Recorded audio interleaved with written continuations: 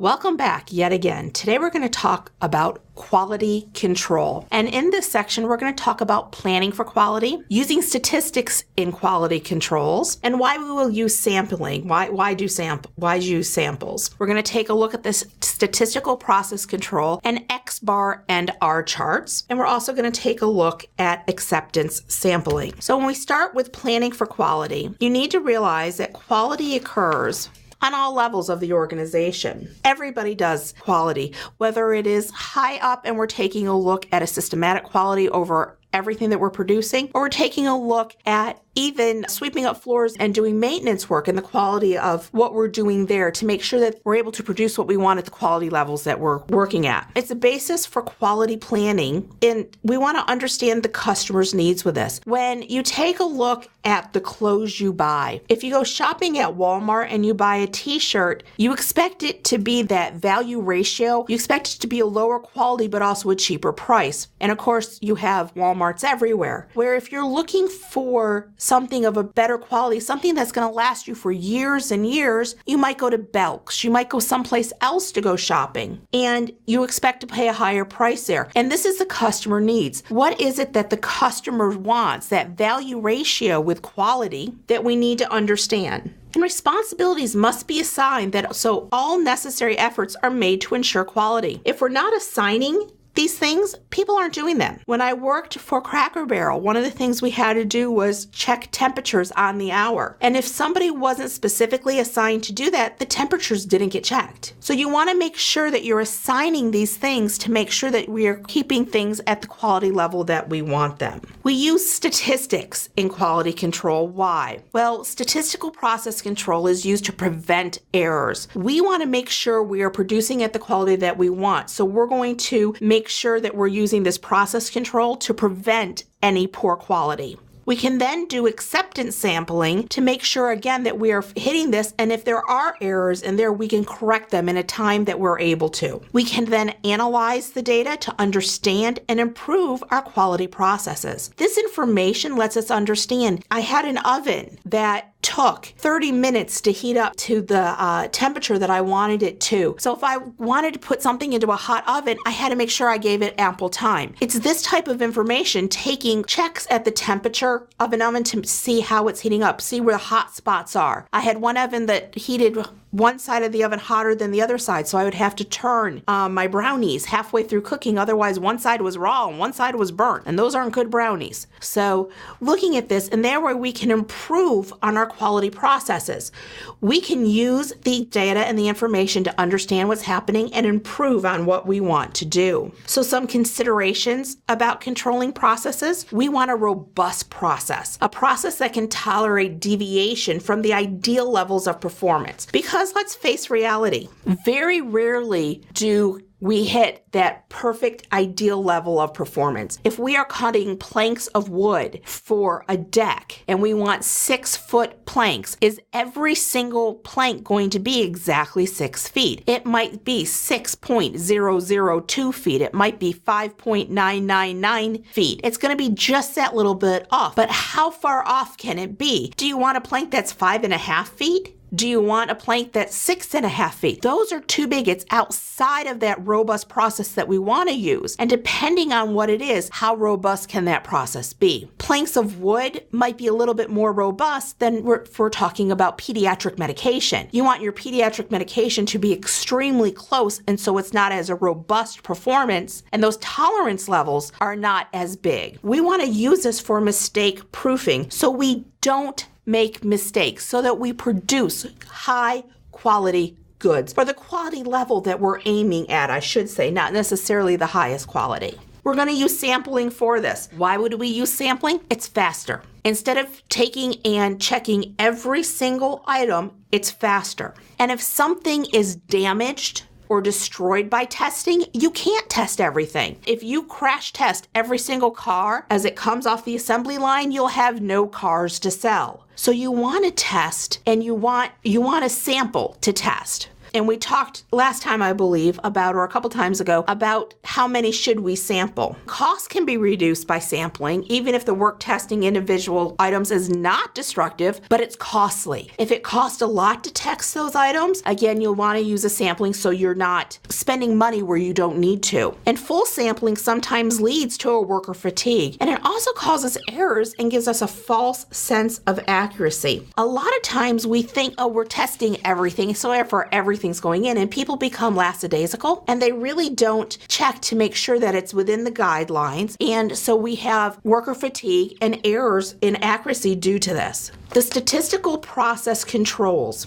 This uses samples to infer if the process appears to be operating normally. We want to make sure that our operation is what's called in control. And we've talked about in control versus out of control before. If you remember, we had our little roadway or our normal curve turned sideways, where we had our X here, and this time we're actually going to be taking a look at an X bar and looking at our upper control limits and our lower control limits. As long as it's inside this roadway, anywhere in here, it's in control. It's still, the process is doing what we want it to do. But sometimes, like when we cut those planks of wood, we have items that are, the humidity's up a little bit. The machine heats up and it takes out a bigger slice of the wood that it saws away. Anything that we really don't know what's happening, it's a chance cause variation. So instead of being directly on the center line, it might be a little above, it might be below, it's somewhere in here, depending on what's going on. And sometimes we can't figure out what causes that variation. That's called your chance cause. There's assignable causes of variation, things that we know what's going on. We can say humidity's too high, heating up of the oven, it overheats, we have to give it time to cool down, or a piece of machinery overheats and we can't use it because the automatic shutoff comes on so it doesn't blow out the engine or break down. These are assignable causes. We know what's happening and we want to control for these as much as possible. So we're going to take a look again at our control charts and looking at upper and lower controls, and we're going to compare samples along a timeline, which is along this lower base here is our timeline, to make sure that we are within these control limits, because again, we really want our processes in those control limits. Now, sometimes there's two types of errors that can be made, and you should have had this back in probability and statistics, or as I used to call them, problems in statistics. And there's a type 1 error, which is thinking that the process is not operating when it actually is. So the process is operating and it's doing well, but we think that it's out of control when it actually is in control. Worse is a type 2 error, where we think that the process is in control, where in reality, it is out of control.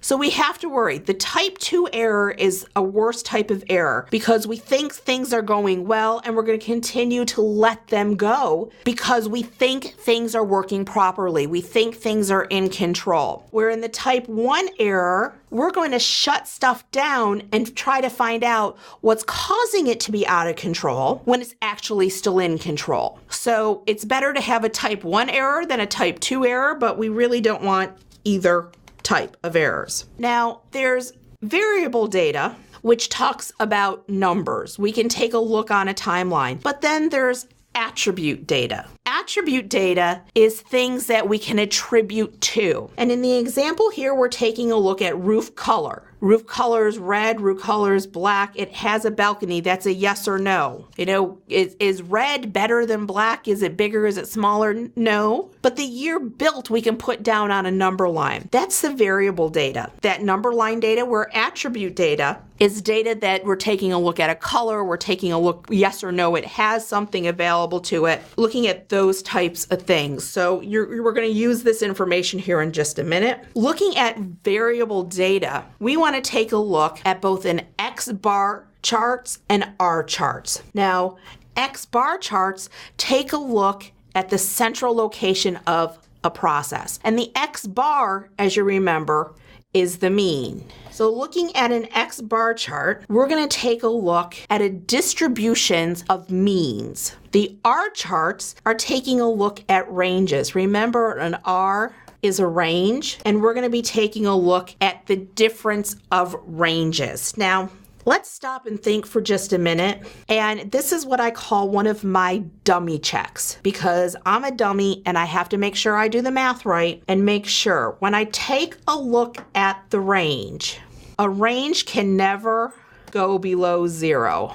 Because 0 means there is no range. Everything is the exact same. So if I'm coming up with a negative range, I've done something wrong and I need to take a look at it. So the lowest a range can ever be is 0. And that's just one of my, what I call my dummy checks, to take a look at this.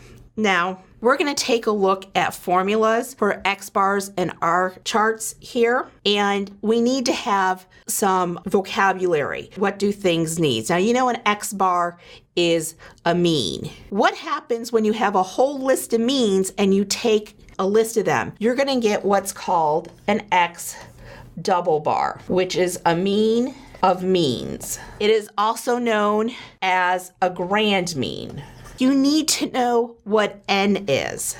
N is the number of observations in each subset. So every subset must have the same number of observations in it. Because if we have multiple means, a mean of means, we're going to take the grand mean, we're going to take the mean of observation 1, the mean of observation set 2, the mean of observation set 3, and we're going to take all of those means and put them together to get a mean of means, a grand mean. Another word for that is a double X bar, or an X double bar, X double bar. A K is the number of subsets you have. So N is a number of observations in each subset. K is those number of subsets. So if I take a list, 5 observations, I have subset 1, and then I take 5 more observations at a later time, that's subset 2. Another, every 30 minutes we're taking 5 observations, so and each one of those is a subset. So how many of those do you have? R bar is our mean of ranges. So we've added some vocabulary here, and we're taking a look at our upper control limit and our lower control limit for our X bar chart. This we use on an X bar chart. We then take a look at the upper control limit and the lower control limit on R bar. Now, for our X bar chart, it's X double bar, or that grand mean, the mean of means, plus A2 R bar. Now we said that R bar was our mean of ranges. We can figure that out if we have our list of what the ranges are for each subgroup. And if we have our mean for each subgroup, we can figure out our X double bar, which we'll be doing in just a minute. But what's A2? What is that number? A2 is actually listed on this chart, and it is for our mean chart, and we're using the number of samples within each subset. So it's our N. So to figure out what our A2 is, we have to figure out N. So if we have 5 in each subset, our A2 is going to be 0.58. We're going to go through each and every single one of those. Now to go back to that last slide again, for our charts, we have here D4 and D3, and I've been using 2 textbooks in here. This is the formula off of one textbook. It's also the graph off of a different textbook. So what's D4 and D3 here on this next slide is D5 and D4. And again, the D's and their sub numbers depends on your author. But literally all it is, the smaller number is for our lower control limit, and the upper number is what we're going to use to find our upper control limit. And again, D4 or D3 on this chart, it's D5 and D4 times the R bar on each of those to find our upper and lower control limits. So let's move on to our problem. We're going to come back and use this chart here in just a minute, but this next slide, control charts for X bar and our example. An experienced operator has operated a machine over several days, being careful to keep assignable causes of variation absent from the process. 25 random samples of n equals 6 were taken during this time. And the sum of x bar, is 75.186 centimeters, and the sum of r is 4.270 centimeters. Compute control limits for x bar and r that are 3 standard deviations from their expected value. Assume that the process mean was correctly set. So we need to find out some information here. I have 25 random samples of n equals 6. Well, geez, it's giving me my n. My n is equal to 6. My k, it's giving me that also 25 random samples. 25 sets of samples with 6 in each set. So my k is 25. It gives me my sum of x bar at 75.18. That's an 186 centimeters. Nobody ever said it was easy writing on these things.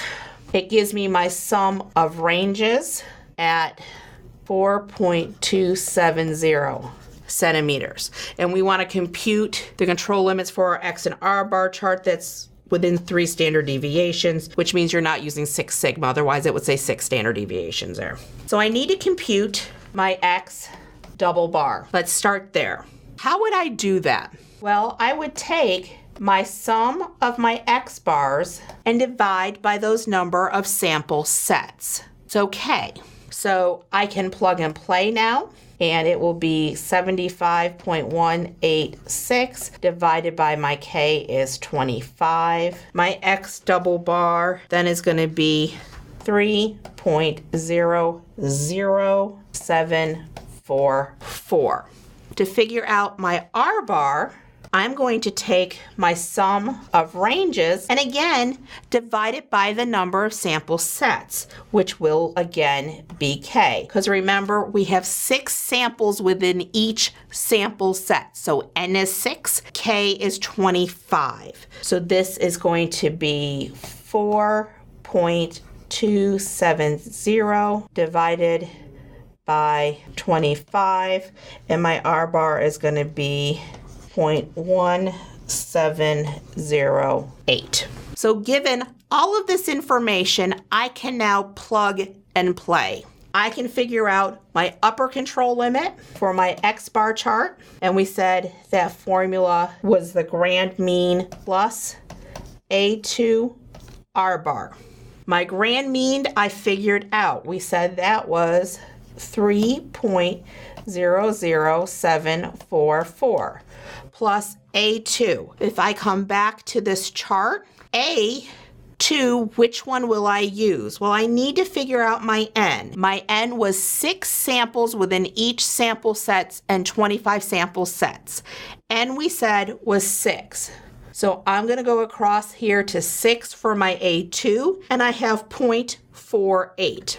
So this is going to be plus 0.48 times R bar, which I figured out as 0.1708.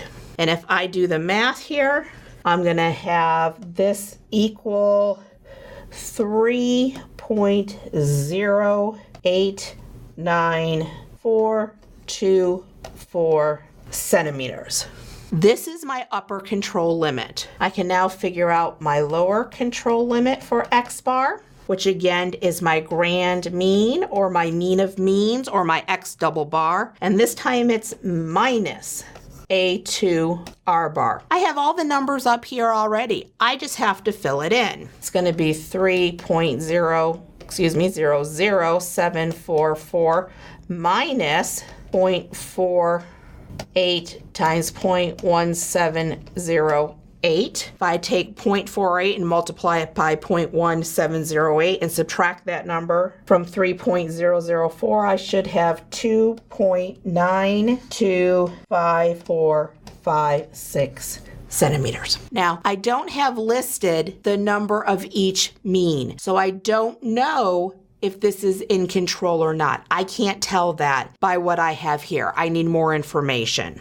But if I had all the mean numbers, I could take a look at it and say, yes, it's in control, or no, it's not. If I want to take a look at ranges, I'm going to take a look at my upper control limit for my range chart. And we said using this chart here, we're using D5 and D4. If you are using a different author, it might be D3 and D4, or D4 and D3, I should say. So I'm going to use D5 R bar, and I'm going to plug and play. D5, again, we're working here on 6 observations within each subset. So my D5 is coming down here to 2.00. So this is going to equal 2.00. My R bar, again, we figured out was 0.1708. And if I multiply that out, I should get 0.3416. For my lower control limit for my R chart, it's going to be D4 R bar. Again, using this chart, I'm going to go down here, 6 observations and come across, and it's 0.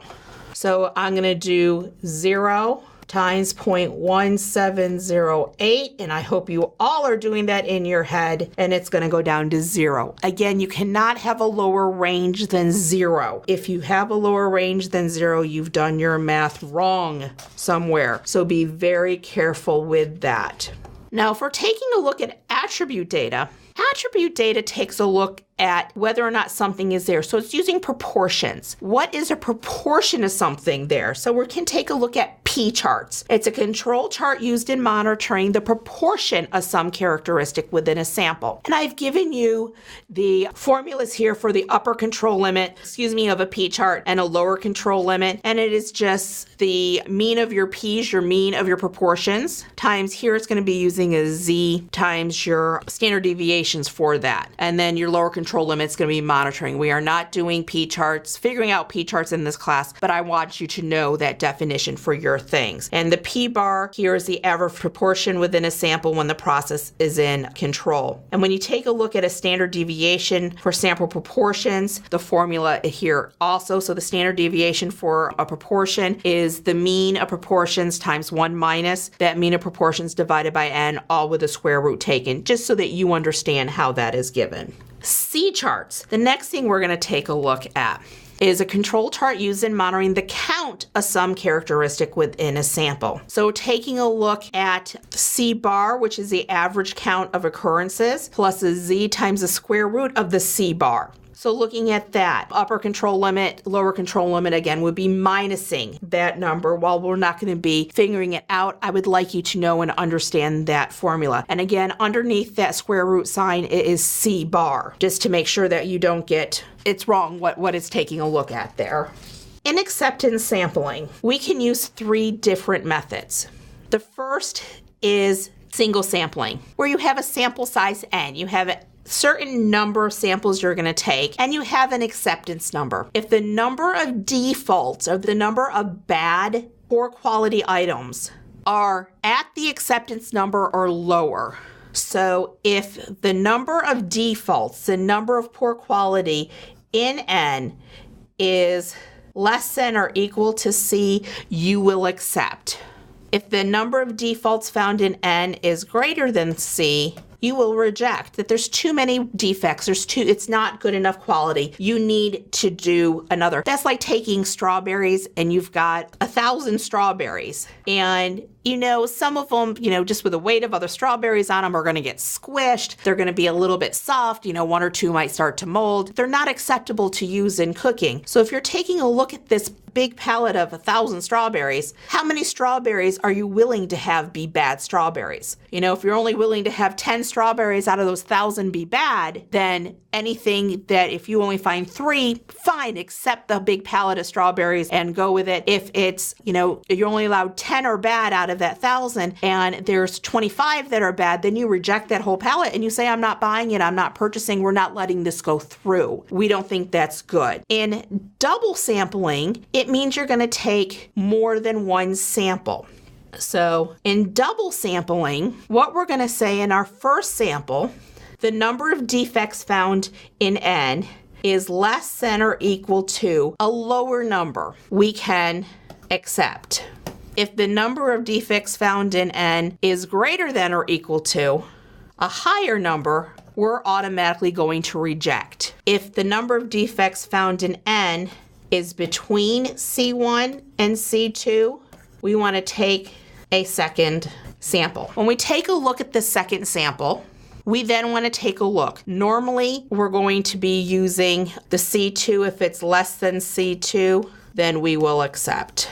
Sometimes if it's less than or equal to, and that depends on the company you're working with. So looking at that, if it is in between, you want a second sample. If that second sample is, depending on what it is, and your company, they might use C1, C2. They might even have a different number there, that what they accept. I've seen it different ways at different companies. Where my sister works, they use taking a look at little tiny chips of sapphires. They were looking at whether or not they were the right weight, the right size for flow meters for anesthesia. And they used actually a C3, which was a number in between C1 and C2 on whether or not they would accept those sapphires and that batch of sapphires or not. Sequential sampling is very similar to double sampling, but you go on. If N, the number of defaults found in N, is less than or equal to C1, you accept. If the number of defaults found in N is greater than or equal to C2, you reject. If it is in between C1 and C2, you take another sample. And you're going to go with an N2, an N3, and N4 until everything's been sampled. So that's sequential sampling. You continue to take the different samples until everything is sampled, or unless something is less than or equal to C1 or greater than or equal to C2. How do you figure out your sampling plan? Well, it depends. You figure this out by taking a look at an operator's characteristics curve. That's sort of like the oven heating up. It takes a little bit of time to heat up, and then it hits that level where we want it. But it can start producing, we're producing great in here, but our quality can then go down because we get too hot and we're going to start burning stuff. So we need to take a look at that curve about what's happening, and in that characteristics curve on where we want to produce, where we want to take samples, and do we know what's going on. We have a producer's risk and acceptance quality level. As a producer, what level of defects are you willing to put through? You know, nobody's perfect, but depending on what it is, we're going to be allowing more leeway or not. If you're making paper clips, how many paper clips aren't bent perfectly that won't work? You have 5-6 paper clips in a box of 100, it's probably not a problem. If you're taking a look at pediatric medication and you have 5 or 6 doses out of 100 that are poor doses, not the right dose, you're going to have a problem. You want to make sure that your acceptance quality level is closest to 100% as you're able to get it. Then there's consumer's risk, or a lot tolerance percent defective. How much will the consumer allow? That's poor quality. Again, if it is paper clips and you find one paper clip that's not bent right, probably not going to have a problem. But you find that pediatric dose of medication that's not right and it's your baby, you're going to have a problem with it. So we're taking a look there at what the customer will accept, the lot tolerance percent defective that the customer will allow. Lot tolerance percent defective is a proportion of defects a customer considers acceptable. And again, that all depends on what your product is. We're going to move on now to refine and redesign for continuous improvement in just a few moments.